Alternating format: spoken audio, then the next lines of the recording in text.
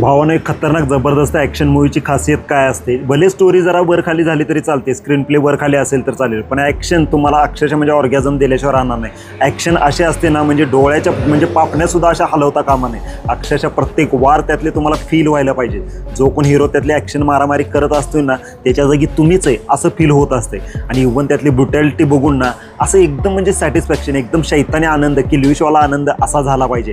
या व्हिडिओमध्ये असेच मी 7 ॲक्शन मूवीज सांगणार आहे, जे तुम्ही एकदा अवश्य बघा. भावानं हे बदल्याची भावनावाले पिक्चर असतात की नाही, ते लय डेंजर असतात बघा. आता नंबर 7 वरचा पिक्चर असाच आहे, एक बदल्याची भावना असलेला. आपला हिरो असते, त्याच्या फॅमिलीला अक्षरशः म्हणजे विलन येतोय आणि सगळ्यांनी कचा त्याच्यासमोर तोडून टाकतोय.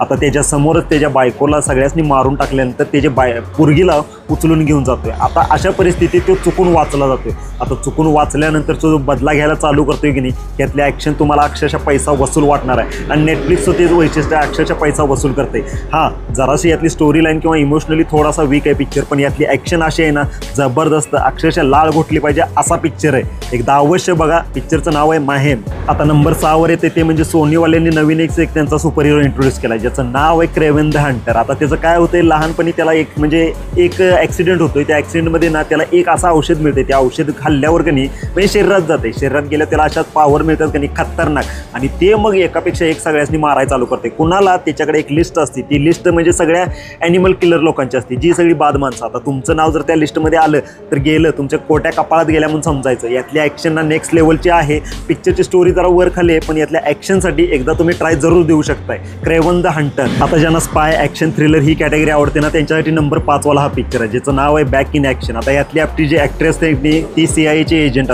पण काय होते, अचानकपणे एक मिशन असं चालू असते की ही आणि याची सगळी गँग मिळून ती ठरवतात की हे काम सोडून द्यायचं. काम सोडून सगळं रिलॅक्स चालू असते, पण अचानकपणे त्यांची आयडेंटिटी रिव्हील होते. यांची जी ओळख होती ना सगळ्यांना कळते, आणि सगळ्यांना जशी काही कळते ना तशी यांच्या मागं गुंड मारायला लागतात. जी कोण मारायला मागं लागलेले असतात ना ती नेक्स्ट लेवलची असतात. आता जशी ती नेक्स्ट लेवलची लोक यांना मारायला लागतात ना, ही पण मागं पडत नाहीत. यांना ऑलरेडी यांना ते एक्सपिरियन्स असतोय, पण ही पण जशाच तसं उत्तर, त्याला आईला विटाचं उत्तर दगड फेकून.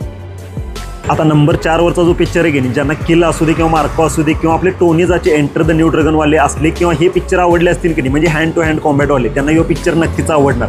आता बॉईज किल्स वर्ल्ड असं या पिक्चरचं नाव आहे. आता लहानपणापासून आपल्या हिरोला ना एकच त्याचं गोल असते, एकच बदला घ्यायचा आहे. म्हणजे कुणाला मारायचं आहे, एक वर बसलेला माणूस आहे त्याला मारायचं आहे. आता आपल्या हिरोला त्याला मारायचं तर आहे, पण ते एवढं सोपं नाही, खायचं काम नाही. लहानपणापासून मोठं होऊस्तोपर्यंत, जवान होऊस्तोपर्यंत फक्त याच गोष्टीची तयारी करत असते.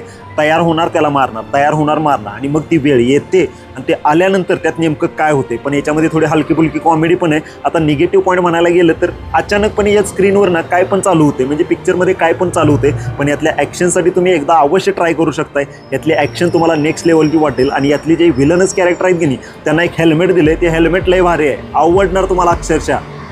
भावानं नंबर 3 वरचा पिक्चर आहे की नाही, खतरनाक स्टोरी आणि जबरदस्त ॲक्शन, दोन्हीचं कॉम्बिनेशन असं म्हणजे दो जिस्म एक. ज्यात आपला हिरो आहे की नाही त्याला अक्षरशः म्हणजे एक रोग झालेला असतोय असं डॉक्टर त्याला सांगतोय. मग रोग झालेला असतोय, मग हे काय म्हणतोय, स्वतःलाच मारायची एक सुपारी देऊन टाकतोय, स्वतःला मारायची सुपारी देतोय, आणि तो पण सगळ्यात डेंजर किलरला. आणि अचानकपणे त्याला फोन येतोय, तू नाही मारणार. आता तो तर तिकडून सुपारी घेतलाय, तो तर आपली सुपारी वाजवल्याशिवाय राहणार नाही.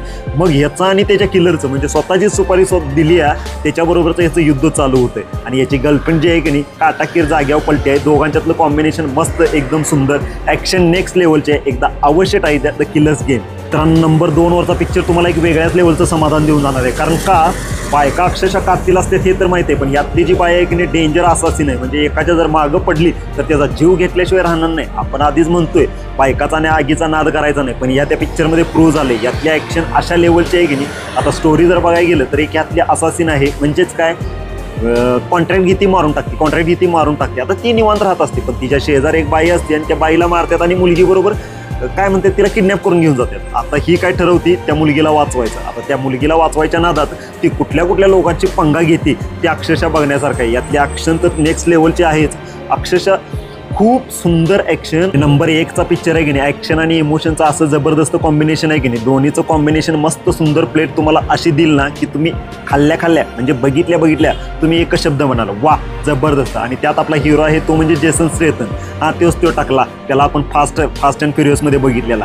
त्याची बॉडी, त्याची ॲक्शन, त्याचं चपळपणा. आता तो असतोय म्हणजे एक आर्मीमॅन, त्याचा एक पास्ट आहे. आता तो काय करत असतोय, तो मधमाशा पाळत असतोय आणि तेच चालू असते. पण अचानकपणे दुसरीकडे एक जग असते, ती लोक म्हणजे लोकांनी खोळ्यात काढून ऑनलाईन फ्रॉड वगैरे सगळे करत असते. आता ती लोक एका म्हातारीला खोळ्यात काढतात आणि तिचा पैसा सगळा लोपाडतात. पैसा सगळा लोपाडल्यानंतर ती बिचारी आत्महत्या करते. ती असते याची घर मालकी, आता शेजारची असते. आता तिचा बदला घ्यायला ह्यो ज्या त्या वर्ल्डच्या मागं पडतोय, त्या लोकांच्या मागं पडतोय. तिथं गेल्यानंतर तलवार म्हणू नका, अक्षरशः पेटवायचं म्हणू नका, बंदुक्या म्हणू नका, हातपाय मोडणं म्हणू नका, काय काय शिल्लक ठेवत नाही. सगळ्या प्रकारची ॲक्शन तुम्हाला या पिक्चरमध्ये बघायला मिळेल.